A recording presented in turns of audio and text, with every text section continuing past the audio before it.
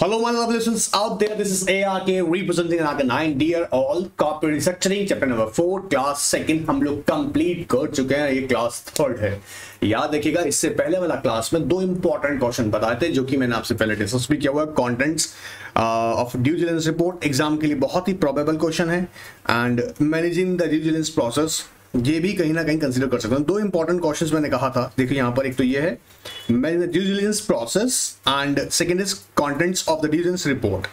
Next further हम लोग discuss करने वाले हैं ड्यू डिलिजेंस चेकलिस्ट. ध्यान सुनना, यहाँ इस क्लास के अंदर भी, जी हाँ, इस सेशन में भी मैं एक इंपॉर्टेंट क्वेश्चन बताऊंगा. मतलब इंपॉर्टेंट इन द सेंस कि देखो यार, एग्जाम में ना इस टाइप के क्वेश्चंस पूछता है. सो आपको ना आपकी प्रिपरेशन थॉरोली करनी है, लेकिन साथ साथ मैं इंपॉर्टेंट बता रहा हूं उन्हें मार्क कर लीजिएगा. ठीक है, ताकि आप लोगों के लिए जब आप एग्जाम के एक दो दिन पहले आप रिवीजन कर रहे होंगे तो बहुत ही इजी हो जाएगा वो इंपॉर्टेंट एस्पेक्ट्स की तरफ फोकस करना, ताकि पता रहेगा कि भाई हाँ, मुझे ये टॉपिक्स अच्छे से देख के जाना है. सो आज का सेशन स्टार्ट करते हैं. उम्मीद कर रहा हूं पहले वाला कंप्लीट कर लिया होगा. जिन्होंने नहीं किया है पहले उसे कंप्लीट कर लीजिएगा, फिर इसको देखिएगा. आइए, अच्छा, दूसरी इंपॉर्टेंट बात, कुछ स्टूडेंट्स का क्वेरी ये था कि सर क्या क्लासेस की ड्यूरेशन 1.5 घंटे 2 घंटे नहीं हो सकता है. मुझे कोई प्रॉब्लम नहीं है, 1.5-2 घंटे कर दूंगा. बट एक प्रॉब्लम ये है बेटा कि 9 सब्जेक्ट्स, कुछ स्टूडेंट्स 9 सब्जेक्ट्स की प्रिपरेशन कर रहे हैं. सो अगर मैं उन्हें 2 घंटे की क्लास दूंगा तो 18 hours in a day possible नहीं है, प्रैक्टिकल नहीं है उनके लिए. हो सकता है किसी के लिए नहीं हो. सो क्या कर रहे हैं, 40 से 50 मिनट्स या 1 घंटे तक का क्लास इसलिए बना रहे हैं. उसमें मुझे पता है कि मुझे कितना आपको सिलेबस करवाना है रेगुलर बेसिस पे, और साथ में साथ टेस्ट कर रहे हैं. तो रिवीजन कोई ऐसा नहीं होता है, समझो थोड़ा सा प्रिपरेशन का तरीका. ऐसा नहीं होता कि बाद में कोई रिवीजन करेंगे. अभी पढ़ रहे हैं, अभी रिवाइज करेंगे, अभी टेस्ट करेंगे. मैं तुम्हें अगर एग्जाम से 2 दिन पहले बोलूंगा कि तुमने यार ये ड्राफ्टिंग में तुम गलतियां कर रहे हो, तो तुम क्या उसे ठीक कर पाओगे? नहीं ना. सो तरीका बेस्ट क्या होता है, regular classes and test, regular classes and test. आइए सो स्टार्ट करते हैं आगे. अब हम बात कर रहे हैं यहाँ पर ड्यू डिलिजेंस चेकलिस्ट. चेकलिस्ट के अंदर याद रखिएगा, जैसे हमने अभी तक सीखा है, समझा है, जो एक्वायरर है वो टारगेट कंपनी के अंदर 3-4 खास एस्पेक्ट्स के ऊपर ध्यान रखता है. जैसे क्या क्या हो सकता है वो मेरे साथ बोलिएगा. Financial aspects, human aspects, assets and liabilities. मतलब टारगेट कंपनी की फाइनेंशियल एस्पेक्ट्स पे ध्यान रखेगा. फाइनेंशियल एस्पेक्ट्स में क्या क्या आएगा वो हम डिस्कस करेंगे. ह्यूमन एस्पेक्ट्स में क्या क्या आएगा वो डिस्कस करेंगे, एंड एसेट्स एंड लायबिलिटीज. अब क्यों ऐसा होगा सोच के देखिएगा. जब इन्वेस्टमेंट किया जा रहा है, सुनो मेरी बात ध्यान से, जब इन्वेस्टमेंट कर रहा है तो वो कई सारे फैक्टर्स को कंसीडर करेगा. जैसे जो पैसा इन्वेस्ट कर रहा है भैया, उसके लिए उसका इतना रिटर्न जनरेट होगा नहीं होगा. ठीक है, उसको रिस्क ले रहा है यहाँ पर, उसके लिए कई सारे फैक्टर्स इंपॉर्टेंट हो जाएंगे. जैसे और क्या हो सकता है, क्या वो तो ये भी सोच के लेगा ना कि एक ही थोड़ा टारगेट कंपनी है भाई, मैं और टारगेट कंपनी भी देख सकता हूं. मतलब वो सब्स्टिट्यूट फाइंड आउट करेगा, अल्टरनेटिव फाइंड आउट करेगा. सो ऐसे केसेस में याद रखिएगा, जो एक्वायरर है वो आप जी प्रोफेशनल से, कौन प्रोफेशनल है यहाँ पे सर, प्रैक्टिसिंग कंपनी सेक्रेटरी और भी अलग टीम मेंबर्स होंगे. बेसिकली मैं कहूं तो जो ड्यू डिलिजेंस टीम होगी, हमने डिस्कस किया था, ड्यू डिलिजेंस टीम होगी जिसमें कौन कौन हो सकता है, टेक्निकल, लीगल, टैक्सेशन एक्सपर्ट्स, है ना. ये एक्सपर्ट्स का टीम जो है वो क्या करेगा, चेक लिस्ट प्रिपेयर करेगा. और थॉरोली जो मैं डिस्कस करने वाला हूं, फाइनेंशियल एस्पेक्ट्स, ह्यूमन एस्पेक्ट्स और assets and liabilities of target company, उसे थॉरोली डिस्कस करेंगे, डिटेल स्टडी करेंगे उसके, ताकि एक कंक्लूजन ड्रॉ हो सके. तो डिलीजेंस हम लोग जानते हैं, ड्यू डिलीजेंस है कि बेसिकली इन्वेस्टिगेशन कर रहे हैं सर, इन्वेस्टिगेशन कर रहे हैं, इंफॉर्मेशन कलेक्ट कर रहे हैं, एनालिसिस कर रहे हैं. तो आइए चेकलिस्ट एक फटाफट से देखते हैं. जैसा अगर अब क्वेश्चन सर माइंड में ये आ रहा है कि सर मैं इतने सारे कंटेंट्स इनके याद कैसे करूंगा सर, इतने सारे पॉइंट्स सर, मैं नहीं सर अभी याद करवाऊंगा इसी सेशन में. तुम ध्यान से सुनना और मेरे साथ बोलना, ठीक है. आओ देखो, पहला आइए, The acquiring company is always interested in the financial aspects, human aspects and assets and liabilities of the target company. क्या कह रहे हैं, एक्वायरिंग कंपनी का कहां फोकस होगा भैया, सीधी सी बात है, इन्वेस्टमेंट्स कर रहा हूं. So I must be aware about the financial, human and assets and liabilities of the target company. क्या स्टेटस है उनका, ठीक है. The following due diligence check may have been carrying out the processes. जैसे financial aspects में, अब देखो financial aspects में वो सारी फाइनेंशियल एस्पेक्ट्स क्या क्या हो सकती हैं. अब एक पॉइंट देखो, ऑडिटर की रिपोर्ट ये डायरेक्टर रिस्पॉन्सिबिलिटी स्टेटमेंट। याद रखना, कीवर्ड्स याद करो, सेंटेंस फ्रेम करना होता ना इजी हो जाएगा। कीवर्ड का मतलब होता है बेसिकली जिसकी वजह से वो सेंटेंस फ्रेम हो रहा है, जो हमें सोचना है, समझना है। जैसे ऑडिटर का रिपोर्ट हम स्टडी करेंगे, ठीक है, डायरेक्टर रिस्पॉन्सिबिलिटी स्टेटमेंट्स, क्योंकि आई होप ये तो पढ़ी तुम लोगों ने ना, उम्मीद कर रहा हूं, ठीक है। प्रॉफिट मेकिंग है नहीं ये कंपनी चेक करेंगे, डिविडेंड पेइंग कैपेसिटी चेक करेंगे, ठीक है, और फाइनेंशियल रेशियोज कंपनी के देखेंगे और कंपेयर करेंगे प्रीवियस ईयर के साथ में, या बैलेंस शीट उसकी ऑब्जर्व करेंगे। बैलेंस शीट में कहीं फिक्सटिशियस एसेट्स तो नहीं है, जबरदस्ती एसेट्स क्रिएट की हुई हैं, फिक्सटिशियस एसेट्स हैं तो भैया बैलेंस शीट तो एक्चुअल वीक है बट प्रेजेंट बड़ी स्ट्रांगली कर रखी है उसे। एसेट्स का अगर रिवैल्यूड हुई है, अगर रिवैल्यूएशन हुई है, एसेट्स रिवैल्यूएशन किस केस में देख रहे हैं, assets revaluation basically real assets के केसेस के अंदर।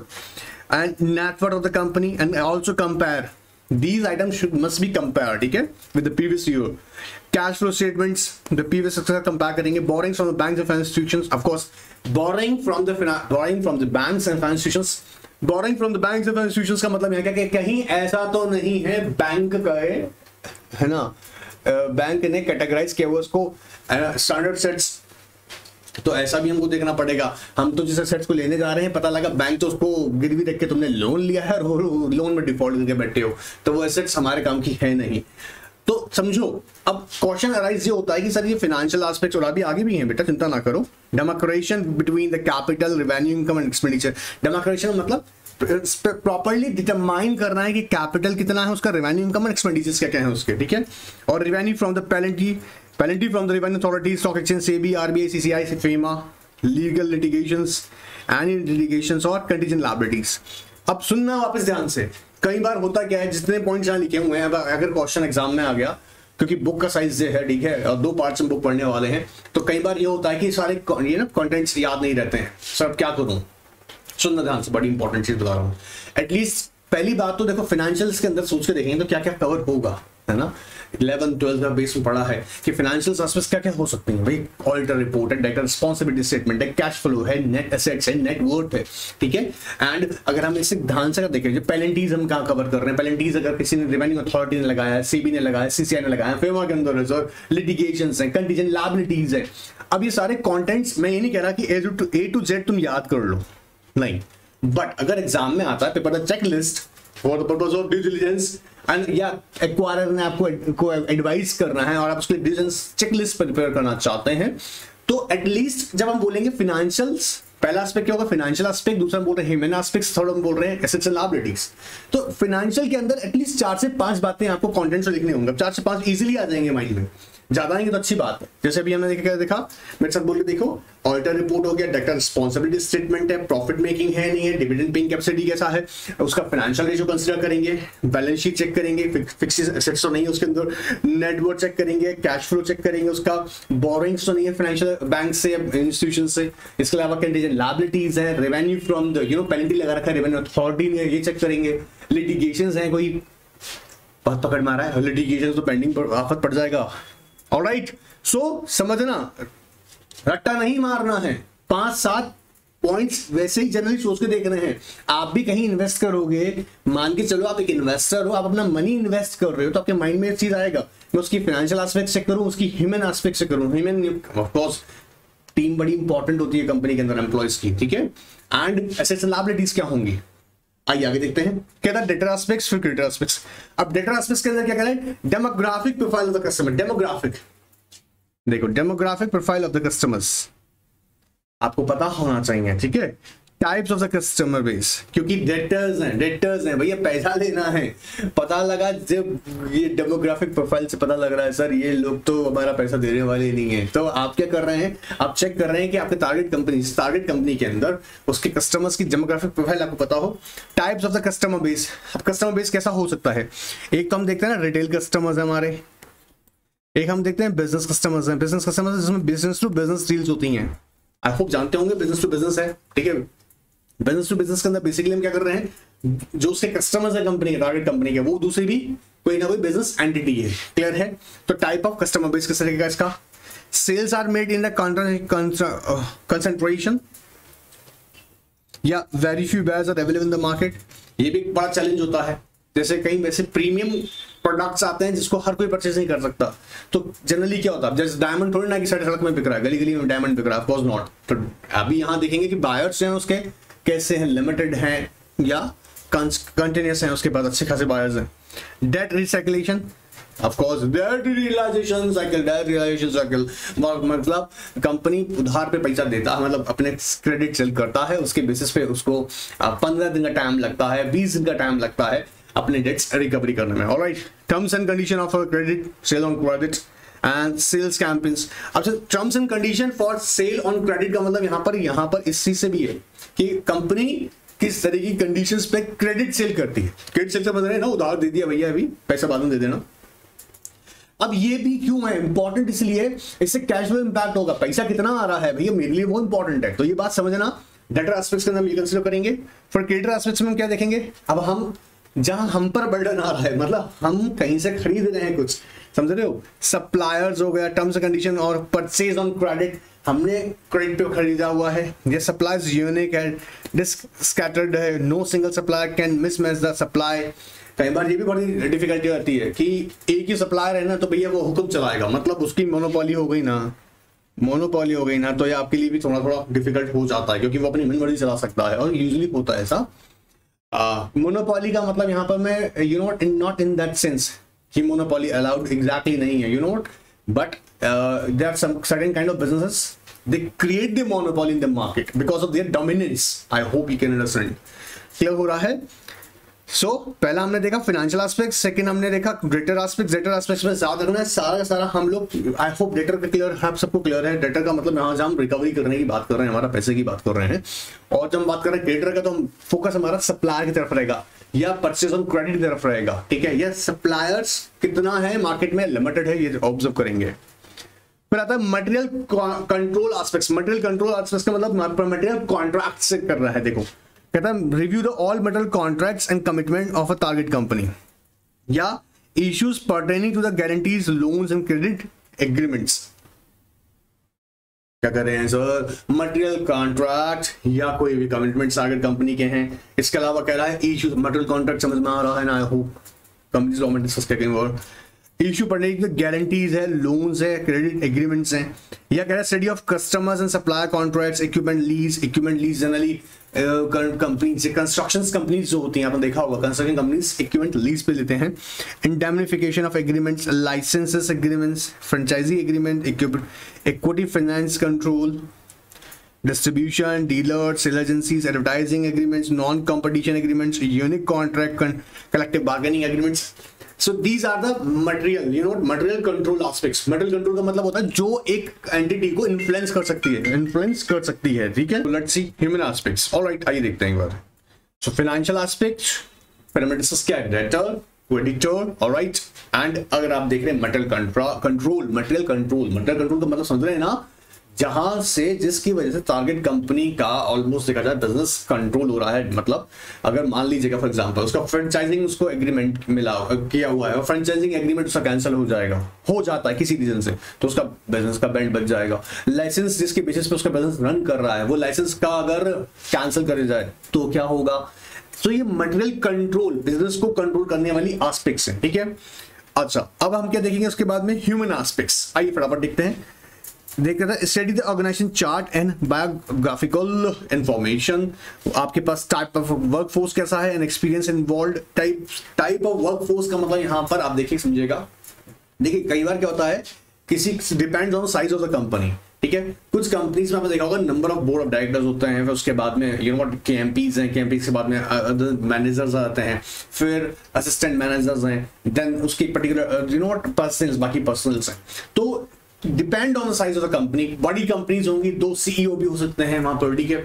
ऐसा कंपनी का केसेस में हम लोग देखते हैं कि वहां पर टाइप ऑफ वर्कफोर्स किस तरीके का है, प्लस वो कह रहा है यहाँ पर एक्सपीरियंस। अब कितना एक्सपीरियंस भी है, जैसे मैनेजमेंट बहुत एक्सपीरियंस है, ठीक है, आपके एम्प्लॉइज एक्सपीरियंस हैं, या एक स्केल पर अगर देखा जाए KMPs एक्सपीरियंस हैं, डायरेक्टर्स एक्सपीरियंस है, बाकी टीम जो है वो कम एक्सपीरियंस है। सो हम यहाँ देखेंगे कि कितनी एक्सपीरियंस टीम भी है हमारे पास।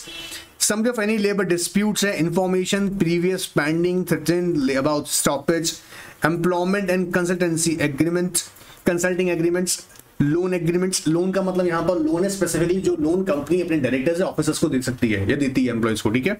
Documents relating to other transaction with the officers, directors, KMPs, related parties, schedule of compensation paid to officers, directors and KPs, compensation to directors and for example अगर बिफोर द टर्म अगर उन्हें remove कर रहे हैं, क्योंकि एक problem आएगा, क्या होगा, मर्ज अगर हो रही है कंपनी, मर्ज होने के बाद में या आप उस कंपनी को एक्वायर कर रहे हैं और रिटेचमेंट करेंगे, रिटेचमेंट मतलब पता है ना, निकालना स्टार्ट करेंगे, एम्प्लॉइज कम करेंगे, और जनरली एक्वायर करता है, अपनी कॉस्ट बचाता है यहाँ पे कि एम्प्लॉइज, नंबर ऑफ एम्प्लॉइज कम करके, तो कॉम्पनसेट कीजिएगा। वो कॉम्पनसेशन पॉलिसी किस तरह की है वो देखेंगे हम लोग। 3 most recent fiscal year showing the separately salary, bonuses and non cash compensations, employee benefits, copies of any pension, profit sharing, deferred compensation, retirement plans, management incentives, bonus plans not included as above as well as other forms of non-cash compensation, employment manual policy involving key employees, officers in, मतलब sir क्या करूं sir, इतना सारा पढ़ूंगा नहीं ना मेरे बच्चे, वापस बोल रहा हूं, एटलीस्ट ह्यूमन एस्पेक्ट्स के अंदर क्या क्या आएगा सोच कर देखो। जनरली क्या, organisation, type of employee, workforce, their experiences, compensation policies, retirement plan, हाँ, bonuses, salaries, loan to directors, employees, ये जनरल एस्पेक्ट्स हम लोग कवर करेंगे। So what I am saying, at least 4-4, 5-5 point इनका समझ के याद करना है, समझना है, जो समझा रहे हैं भी आपको, और फिर याद करिएगा साथ में, ठीक है। अच्छा, फिर आता है रेगुलेटरी एस्पेक्ट्स, जिसमें देखेंगे रेवेन्यू रिटर्न फाइलिंग। अब जितनी फाइलिंग से रिलेटेड एस्पेक्ट्स होंगी ऑफ कोर्स हम लोग रेगुलेटरी में देखेंगे। सो रेवेन्यू रिटर्न्स फाइल, जो भी आपके एनुअल रिटर्न्स होंगी, एनुअल रिटर्न आप जहाँ दे रहे हैं, ठीक है। असेसमेंट ऑर्डर्स हैं, कोई पेनल्टीज हैं या कंपनीज, अब ये देखेंगे companies abiding by the company law, companies abiding by the company law plus any specific law अगर है तो 4 बातें याद रखनी है। सर पहला क्या रखा था, बोलो ना। रेवेन्यू रिटर्न फाइलिंग्स हैं सर, रेवेन्यू रिटर्न फाइलिंग है, असेसमेंट ऑर्डर है, टैक्स अथॉरिटी ने असेसमेंट ऑर्डर पास कर रखा है, बोला अच्छी आफत हो गई है, मतलब बोला तुम्हारा जो टैक्सेशन है ना, टैक्स तुम्हें पे करना मान लीजिए करोड़, वो पेंडिंग चल रहा है असेसमेंट ऑर्डर का, तो आफत हो जाएगा। सो यहां पर हम रेगुलेटरी एस्पेक्ट्स में क्या देखेंगे, आपकी फाइलिंग्स, रिटर्न फाइलिंग्स है, रेवेन्यू जो हम बोल रहे हैं, रेवेन्यू रिटर्न फाइलिंग्स, आपका असेसमेंट अगर कोई ऑर्डर है वो चेक करेंगे, प्लस कोई पेनल्टीज अगर लगाई हुई है, पेनल्टीज आप चेक कीजिएगा, जो भी रेगुलेटर्स अगर लगाया होगा, कंपनी क्या कंपाइल कर रहा है विद द कंपनीज एक्ट के साथ में, ऑलराइट। इसके अलावा देखेंगे कोई स्पेसिफिक रेगुलेटर अगर अप्लाई कर रहा है, मतलब स्पेसिफिक रेगुलेटर का मतलब क्या है सर, स्पेसिफिक रेगुलेटर, जैसे फॉर एग्जांपल अगर बैंकिंग कंपनी है तो हम बैंकिंग रेगुलेशंस ऑब्जर्व करेंगे, अगर इंश्योरेंस कंपनी IRDAI के रेगुलेशंस फॉलो करेंगे, क्या हो रहा है। तो 4 बातें हम लोगों ने रेगुलेटरी एस्पेक्ट्स को देखनी है। अब हमने क्या देखा यहां पर हमने बोला कि acquirer, financial aspects, human aspects, assets and liabilities aspects है, इन्हें कंसीडर करेगा, क्लियर हो रहा है। जिसमें डिफरेंट टाइप ऑफ पढ़ा, डेटर के एस्पेक्ट्स से देखा, क्रेडिटर के एस्पेक्ट्स से कंसीडर किया, मटेरियल कंट्रोल, जिसमें कॉन्ट्रैक्ट, स्पेसिफिक कॉन्ट्रैक्ट्स हम लोग देख रहे हैं, कॉन्ट्रैक्ट्स एंड कमिटमेंट्स को कंसीडर कर रहे थे, different type of contract, league है, फ्रेंचाइजिंग है, ठीक है, लोन्स हैं, इस तरह के कॉन्ट्रैक्ट्स हमने कंसीडर किए। आई होप पकड़ में आया होगा। अब मैं तुम्हें बता दूं, आज के सेशन का इंपॉर्टेंट क्वेश्चन है, ये मार्क कर लीजिएगा, इंपॉर्टेंट है। क्वेश्चन भी कैसा आएगा बता देता हूं, देखो अभी कह रहा है फैक्टर्स इन्फ्लुएंसिंग द वैल्यूएशन, क्योंकि अल्टीमेटली एक बात याद रखना, मेरी बात है, बड़ी इंपॉर्टेंट है, बड़ी इंपॉर्टेंट बात है। क्या, सुनो, सारा हिसाब किताब लगा लिया, पैसा देना कितना है, मतलब वैल्यूएशन का मतलब है मैं कितना उस बिजनेस की वैल्यूएशन कैलकुलेट करने के बाद में मेरे सामने जो फिगर्स आएंगी, उन फिगर्स के अकॉर्डिंग मैं रेडी हूं उतना इन्वेस्ट करने के लिए और नहीं। इसके लिए हमें डिफरेंट, हमारे सामने कुछ फैक्टर्स होंगे जिन्हें हम कंसीडर करेंगे। जैसे नाउ देखो, after having done the due diligence process, next steps to value the business for the purpose of deciding the swap ratio, swap समझते हैं, exchange ratio, कि भैया तेरे अगर आप स्वैप कर रहे हैं, इक्विटी स्वैप कर रहे हैं, इक्विटी स्वैप के थ्रू कर रहे हैं, तो वहां पे क्या करेंगे आप, जनरली आप अपना कितना शेयर्स देंगे उस कंपनी को, मतलब उसके शेयर होल्डर्स को, या आप यहाँ कंसिडर करेंगे कि मैं कितने इन्वेस्टमेंट करने के लिए तैयार हूं। सो ड्यू डिलिजेंस प्रोसेस जो है ना, अल्टीमेटली आपको हेल्प क्या करेगा, इस बात को कंसिडर करने में कि आप उसके लिए कितना प्लॉट करने के लिए रेडी हैं। A company will change the hand of ownership only when the fair market value is arrived to the satisfaction of the owners of the seller's company. Change of hand of ownership, change of hand of ownership बदलने वाली है, और उसके लिए भैया देखो इसमें मजे की बात है कि दोनों के लिए विन विन सिचुएशन होनी चाहिए, विन विन सिचुएशन होनी चाहिए। विन विन सिचुएशन समझते हैं ना, कि बायर भी खुश, सेलर भी खुश, ऐसा होगा तभी ये डील फाइनलाइज होगी। Similarly, the buyer's company will be ready to pay for the price if it is in the beneficial interest of its owners too. ठीक है, बायर क्या कर रहा है, उतना ही पेमेंट करेगा। अच्छा, पेमेंट वो करेगा जो उसके सामने वैल्यूएशन निकल के आ रहा है और वो उसके अकॉर्डिंग रिस्क लेना चाहता है। बात पकड़ माना, इसलिए वर्ड यूज कर रहा हूं। सेलर के लिए भी माइंड में क्या होगा, सेलर के माइंड में भी क्या होगा कि भाई मेरे को उतना वैल्यूएशन के अकॉर्डिंग अमाउंट मिलना चाहिए, उसकी कंसिडरेशन इतनी होनी चाहिए। तो दोनों के लिए विन विन सिचुएशन होनी चाहिए, तभी ये क्लियर होगा। अब यहां पर देखना एग्जाम में जो क्वेश्चन आ सकता है, The valuation of the assets and liabilities of the business entity depends upon the certain factors. Comment ये आ सकता है, ठीक है। स्ट्रेट क्वेश्चन भी आ सकती है, जनरली इसमें बहुत अप्लाइड फॉर्म में नहीं आता क्वेश्चन, स्ट्रेट फॉर्म में भी आ सकता है। सो बी अवेयर कौन कौन से फैक्टर्स हैं जो वैल्यूएशन को इंपैक्ट करेंगे, आइए देखते हैं। सबसे कहता है पास डिविडेंड ट्रैक रिकॉर्ड। अब कंपनी का पास डिविडेंड ट्रैक रिकॉर्ड अच्छा है तो ऑफकोर्स आप समझिएगा, आपके लिए आपके जो इन्वेस्टर्स हैं, है ना, आप इन्वेस्टर्स आप समझ रहे होंगे यार, है ना, इन्वेस्टर्स के लिए सबसे इंपॉर्टेंट चीज क्या है, बोला हाँ कंसिस्टेंट इनकम जनरेट करता है। सबसे एक अहम बात बता दूं, यहां याद रखना, जनरली इन्वेस्टमेंट जब हम बात कर रहे हैं ना एक्वायर करने की, तो वो लोग लॉन्ग टर्म पर्पस सोच रहे हैं। यहां में डिविडेंड का पर्पस इसलिए फोकस कर रहे हैं हम लोग क्योंकि ये लोग का फोकस क्या होता है कि डिविडेंड कितना रिटर्न जनरेट होगा, ठीक है। ये वो नहीं है कि सर शेयर खरीदा बेचा, ट्रेडिंग नहीं करने वाले हैं। मेनली पर्पस क्या है, क्या भी देखिए कंपनी का डिविडेंड ट्रैक रिकॉर्ड क्या है। जनरली हम 3 ईयर 5 ईयर का कंसिडर करते हैं, ठीक है। सो पहला क्या देखेंगे, डिविडेंड ट्रैक रिकॉर्ड। दूसरा होगा पास अर्निंग ऑफ द कंपनी, पहले देखा जाएगा कितना कमा रहा है कंपनी, कितना प्रॉफिट आता रहा है, ठीक है। पास अर्निंग्स याद रखिएगा। फिर आता है price of the shares trading, दोनों टाइम में, before the news of the merger deals and after the announcement of the deal, दोनों इंपॉर्टेंट मार्क। एग्जाम में गलत मत कर देना, after the merger, after the merger का देखोगे। So before the news of the merger, news आने से पहले टारगेट कंपनी का शेयर का प्राइस क्या था, फिर अनाउंसमेंट कर दिया कि हाँ जी हम ये मर्ज करना चाहते हैं इस कंपनी के साथ में, तो उसके बाद शेयर का प्राइस क्या है, तो प्राइस ऑफ शेयर्स, क्योंकि उसके बाद मतलब people are showing interest in your company, तो ये बड़ा अच्छा मौका होगा जानने का, ठीक है। ये सारे फैक्टर्स हैं जो वैल्यूएशन को देखो, समझो। पता लगा मर्जर के बाद में उस कंपनी का टारगेट कंपनी शेयर कहीं और ही पहुंचा हुआ है हवा में, तो बोला यार ये तो अच्छा डील है, बात पकड़ मारा है। बोनस ट्रैक रिकॉर्ड, तो पहला क्या याद किया हमने, पेमेंट, पहला याद किया पास डिविडेंड ट्रैक रिकॉर्ड, मेरे साथ बोलना भी, past dividend track record, one more time, past dividend track record. Sir क्या ये बिजनेस के वैल्यूएशन के वो फैक्टर्स हैं, मतलब ये वो फैक्टर्स हैं जो बिजनेस वैल्यूएशन को इम्पैक्ट करता है। जब भी एक्वायरर एक्वायर करेगा या दो कंपनीज मर्ज हो रही होंगी, इस केस में हम कंसीडर करेंगे। तो वापस सुनना मेरी बात को ध्यान से, पहला फैक्टर क्या है, पेमेंट, मतलब past track record of dividend payment, past track record of dividend payment, ठीक है। तो पास्ट ट्रैक रिकॉर्ड चेक करेंगे डिविडेंड पेमेंट का। दूसरा है पास्ट अर्निंग्स कंपनी कैसी है, पास्ट अर्निंग्स कैसी है। दूसरा price of the shares, price of shares before the news of the merger and after the announcement of the deal of merger, alright sir. Third का या फोर्थ क्या कहते हैं, बोनस ट्रैक रिकॉर्ड।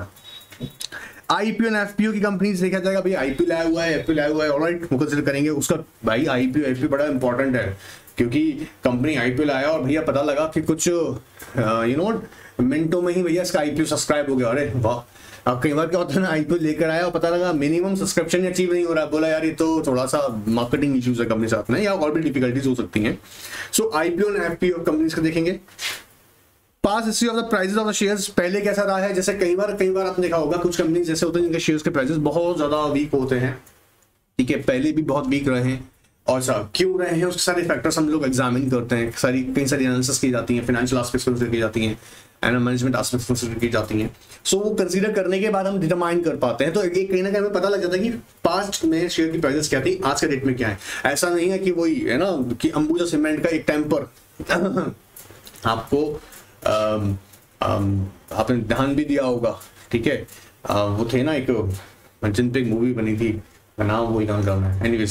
सो ऐसा नहीं है कि फेक ट्रेडिंग करके शेयर का प्राइस हवा में लेके गए, हाँ, ये अडानी के शेयर अभी देखने को मिले थे कहां से और कहां पहुंचे हैं, तो ये भी हम देखते हैं बेसिकली कि पास्ट क्या रही है प्राइसेस की। Voting stand in the merge entity कितना रहेगा शेयरहोल्डर्स का, नेट वर्थ कंपनी का, नेट एसेट्स है, लिक्विडिटी, 3-4 पॉइंट तो फ्री का मिल रहा है। नेट टेंजिबल एसेट्स कितना है, अभी देखो यहां से यहां तक का तो 4 पॉइंट तो ऐसा फ्री का मिला हुआ है। क्या क्या है, net worth, net assets, liquidity, net tangible assets. बोलो ना, नेट वर्थ कंपनी का देखिए, नेटवर्थ इंपैक्ट करती है वैल्यूएशन को, नेट टेंजिबल एसेट्स कितनी है कंपनी के पास में, सो नेट टेंजिबल एसेट्स कितनी है कंपनी के पास में, लिक्विडिटी कंपनी के पास कितनी मेंटेन है, या फिर कंपनी के पास नेट एसेट्स कितनी है। ये सब फैक्टर्स हैं जो आपकी वैल्यूएशन को बढ़ाने का काम करेंगे या फिर गिराने का। पता लगा नेट एसेट्स कम है तो ऑफ कोर्स, या नेट टेंजिबल एसेट्स ऐसी है अंडरलाइन मतलब यहाँ पे बोल रहा है underline the net tangible assets, ठीक है।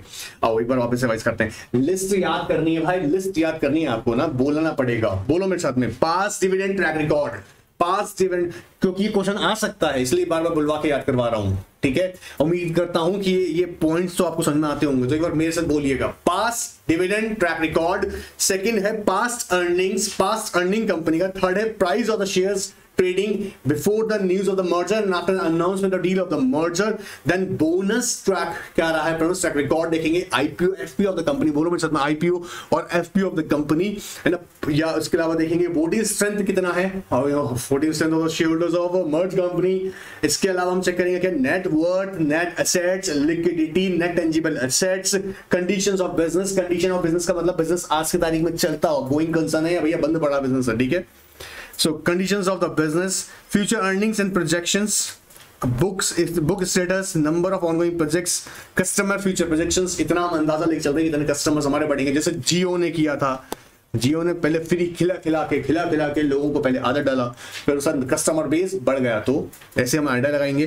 Future capacity utilisation, future capacity utilisation, जी हाँ, प्रेजेंट जो आज का कंपनी का जो भी इंफ्रास्ट्रक्चर है वो फर्दर हम लोग किस एक्सटेंट तक ले आ सकते हैं। जनरली जो फ्यूचर कैपेसिटी यूटिलाइजेशन का मतलब होता है जो प्रेजेंट आपके पास इंफ्रा अवेलेबल है उसका आप कितना बेटर इस्तेमाल कर सकते हैं। जैसे अगर कंपनी के अंदर 100 एम्प्लॉइज हैं और कंपनी मान लीजिएगा जो सेल कर रहा है वो 100 CR कर रहा है, अब अगर सेल आज हम उठा के 1000 करोड़ की लेके चले जाएं तो 1000 करोड़ के अगेंस्ट क्या 100 एम्प्लॉइज आपको सफिशिएंट है? क्या वर्क ऑफिस आपका ऑफिस है, आपकी मैन्युफैक्चरिंग यूनिट्स है, तो टोटल ऑल ओवर इंफ्रा जो है कंपनी का वो क्या फ्यूचर कैपेसिटी प्रोजेक्शन के लिए सफिशिएंट है नहीं है, ये भी देखेंगे आप। कैश फ्लोज, नेट प्रेजेंट, आपको net present value and expected rate of return, ये तीन तो आपस में बड़ा जुड़ा हुआ है, cash flow, net present value and expected rate of return. और पकड़ मारा कैश फ्लोज, ये ही तो मेरे रिटर्न को बताएगा मेरे को आगे कितना मिल सकता है, ठीक है, आज का डेट में कितना कैश फ्लो है, आगे फ्यूचर में डिसाइड कर सकता हूं। देन नेट प्रेजेंट वैल्यू क्या है पूरे बिजनेस का, and finally expected rate of return. अगर एक्सपेक्टेड कर रहे हैं मिनिमम, वैसे जनरली 10% से बोल रहा हूं मैं, बट इसको हम 30% है, 40% तक है, तो अकॉर्डिंग टू ईयर हम लोग कैलकुलेट करते हैं। आई होप ये बात थोड़ा सा समझ आ रहा होगा। अब ये क्या क्या आइटम्स हैं, देखो ये फैक्टर्स हैं, ये फैक्टर्स मैं चाहूंगा कि आप मैक्सिमम याद रखें, ठीक है। क्या क्या हो सकता है जल्दी से एक बार रिवाइज करते हैं। डिविडेंड ट्रैक रिकॉर्ड चेक करेंगे सर, या उसके अलावा हम उसका देखेंगे सर उसके डिविडेंड ट्रैक रिकॉर्ड, बोनस। अच्छा, ऐसा नहीं है कि सीरीज में याद करना मैंडेटरी है, सीरीज में याद करना मैंडेटरी नहीं है, एटलीस्ट तुम्हें याद होना चाहिए, इसलिए बोल के देखिए, ठीक है। डिविडेंड ट्रैक रिकॉर्ड हो गया आपका, फिर पास आपकी अर्निंग्स हम चेक करेंगे, इसके अलावा आपके शेयर के price, you know what, before and after the announcement of deal, and bonus track record कैसा है, IPO FPO कंपनी का, voting strength of the you know what merged entity shareholders, इसके अलावा net worth है, net assets है, net tangible assets है, net tangible assets है, इसके अलावा आपकी liquidity चेक करिए कंपनी की, आपकी you know what conditions of the business किस तरीके की है, future आपकी earnings है ना, and other आप बोल सकते हैं आपकी capacity of future you know what utilization, and इसके अलावा हमने डिस्कस किया नेट प्रेजेंट की वैल्यू क्या है उसकी, उसके बाद हम देखेंगे कैश फ्लो कितना है उसका, याद हो रहा है। ऐसे फैक्टर्स एटलीस्ट आप वो 5 बार रिकॉल कीजिएगा, मेरे साथ कीजिएगा, अलग से कीजिएगा, याद होगा ही होगा। अब ये क्वेश्चन अलग से बता दूं, एक और इंपॉर्टेंट है, मैं अगर चाहूं तो उसको बोलना चाहूंगा कि एक और इसको इंपॉर्टेंट ही मार्क करके रखेगा। दो क्वेश्चन आज के टॉपिक मैंने बताया, 2 क्वेश्चन इंपॉर्टेंट है, एक तो हमने फैक्टर्स, ठीक है, और एक फैक्टर के बाद में अगर हम देखें तो दूसरा क्वेश्चन आता है general principles of business valuations. General principles of business valuation का मतलब है ऐसे कौन से प्रिंसिपल्स हैं जो कंसीडर किए जाते हैं एक इन्वेस्टर इन्वेस्ट करने से पहले, ये इन प्रिंसिपल्स को यू नो व्हाट माइंड में रखता है। जैसे कह रहा है in almost all business valuations there are some principles which are, जैसे पहला कहता है time of value money, time of value of money, time value of money, बोलो ना time value of money. Time value of money का मतलब क्या है समझिएगा, आज की डेट में आप जो पैसा इन्वेस्ट कर रहे हैं, आप अगर मान लीजिएगा एक बिजनेस के अंदर 1 करोड़ की इन्वेस्टमेंट कर रहे हैं, 1 CR इन्वेस्टमेंट कर रहे हैं, सो आप फ्यूचर में ये एक्सपेक्ट करते हैं कि उससे आपको कितना रिटर्न जनरेट होगा। लेकिन क्या 1 करोड़ CR आज से 5 साल बाद का वैल्यू उसका 1 करोड़ CR का एज इट इज रहेगा? नहीं। आप समझ रहे हैं मैं क्या कहना चाह रहा हूं? आपको याद कीजिएगा कि आज से कुछ सालों पहले 100 रुपीज का एक अपने आप एक वैल्यू होता था, बट क्या आज 100 रुपीज का value as it is same है? नहीं।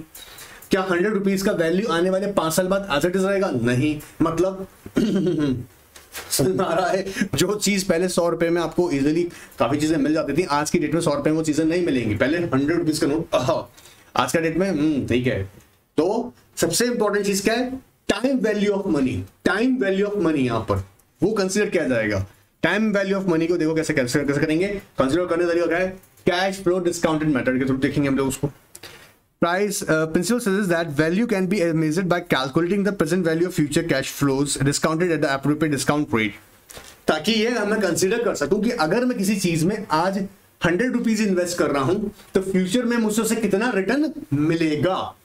बात पकड़ मारा है? और यहाँ वर्ड यूज हो रहा है हम लोग डिस्काउंटेड रेट पे। डिस्काउंटेड रेट मतलब जब पैसा का वैल्यू गिर रहा है यहाँ पर। जैसे फॉर एग्जांपल जो मैं कह रहा हूँ आज 100 रुपीज है, तो 5 साल बाद 100 रुपीज का वैल्यूएशन अगर कितना हो जाएगा 10% माइनस करने के बाद में 90 रुपीज।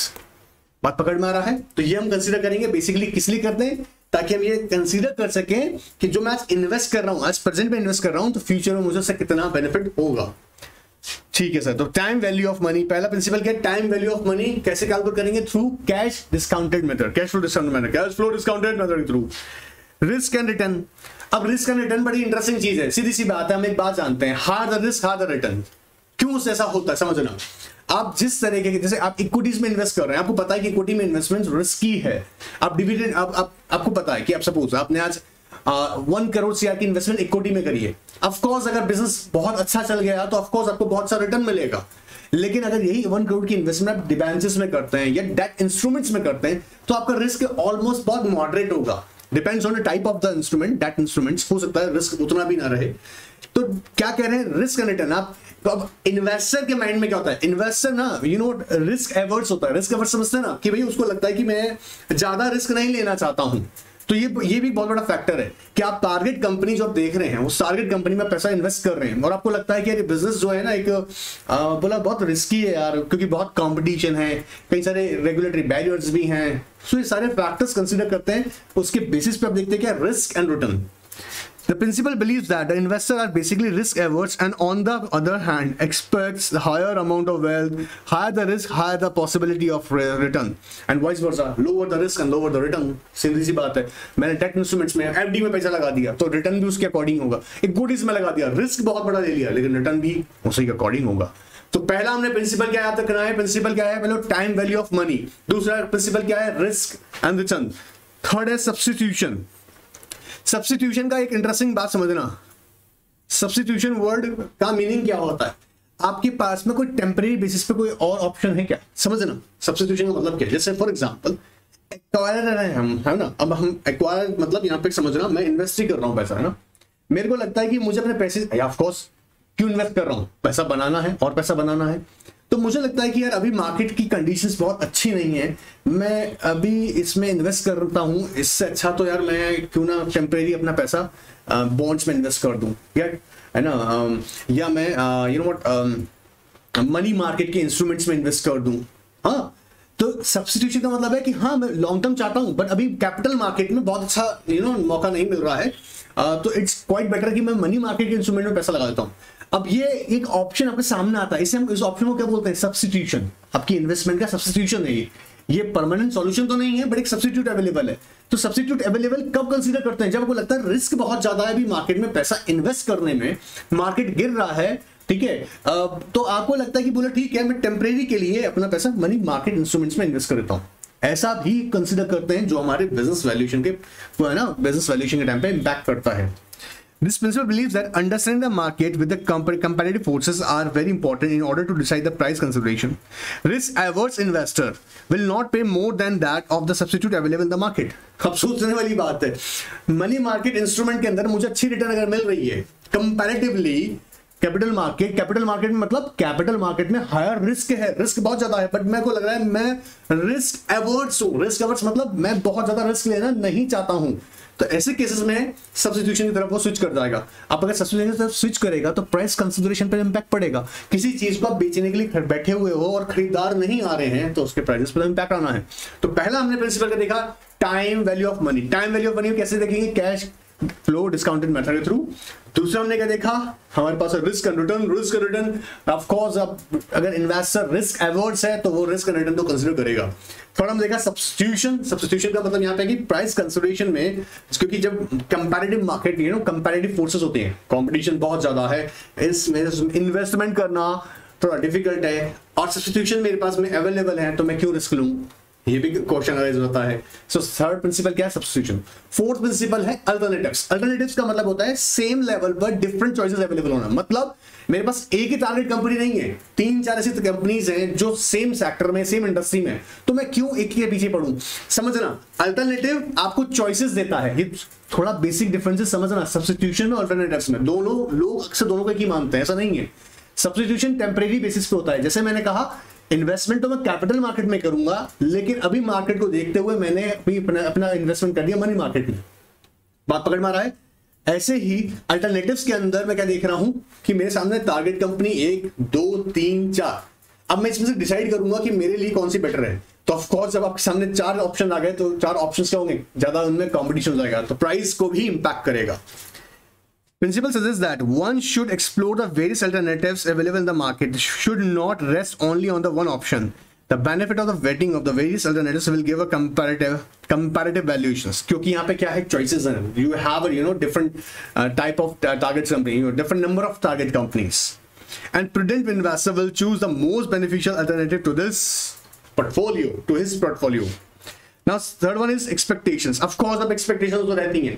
ये expectations का मतलब यहाँ पे क्या है कि बिना कैलकुलेशन की expectations है नहीं, कैश फ्लो के थ्रू। कंपनी का प्रेजेंट कैश फ्लो क्या बोलता है, देखो cash flow based on the expectations about the performance in the future, not the past.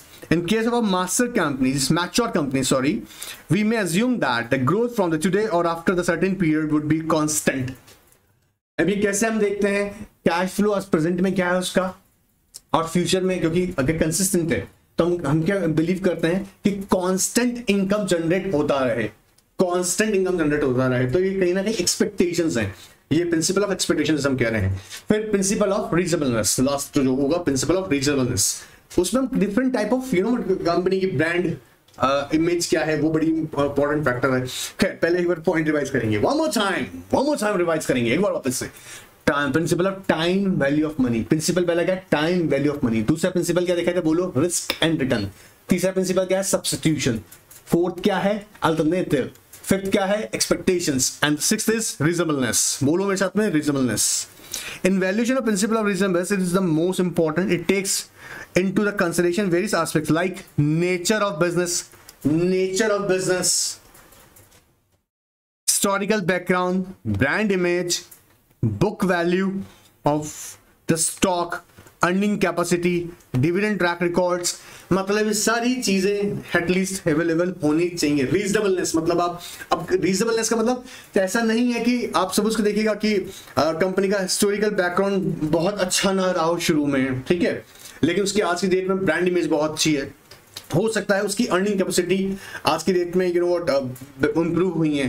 Dividend track record बहुत अच्छा नहीं, क्योंकि कंपनी ने हमेशा बहुत अच्छा पैसा कमाया बट डिविडेंड बहुत ज्यादा नहीं दिया, डिस्ट्रीब्यूट नहीं किया।